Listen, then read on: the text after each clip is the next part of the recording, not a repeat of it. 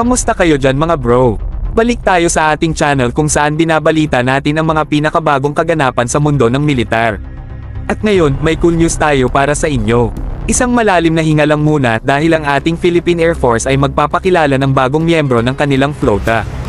Kaya nga pala mga bro, ngayong araw sa Clark Air Base, ang ating Philippine Air Force ay mag-i-induct ng isang kahangahangang C-208B Grand Caravan ISR aircraft. Narito na ito mga bro. At alam nyo ba kung saan ito nagmula? Ito ay ibinigay ng Estados Unidos bilang military assistance grant sa Pilipinas. Ang lakas ng partnership, hindi ba? Ito ay hindi lamang isang ordinaryong eroplano mga bro. Ito ang ikatlong C-208B Grand Caravan ISR aircraft na sa isa lang sa Philippine Air Force. At alam nyo kung sino ang mamamahala nito? Ang 300 Air Intelligence and Security Wing. Sila ang magpapakita ng kanilang galing pangangalaga sa kalangitan at kahandaan sa anumang hamon. Tandaan natin ang aming huling pag-uusap tungkol dito. Ang mismong eroplano ay paparating na sa Pilipinas at alam nyo ba? Ito ay dumating lang ilang araw ang nakakaraan sakto sa takdang panahon. Ang galing ng pagpaplano at pagkakasunod-sunod ng mga pangyayari.